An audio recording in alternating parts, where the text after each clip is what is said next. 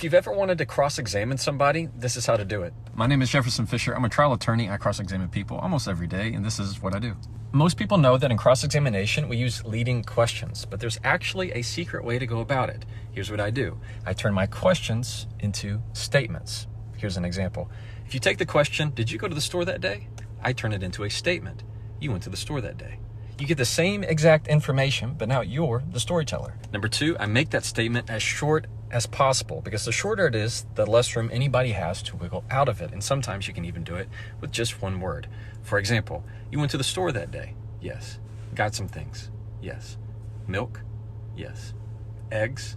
Yes. You see what I mean? And number three, the most important part of cross-examination is witness control, meaning how I respond and react if they don't answer my question. And all I need to do is just repeat my question in slow-mo. So if I were to ask, you went to the store that day? And they said, yeah, but I went here, there, and everywhere. All I have to do is repeat, you went to the store that day.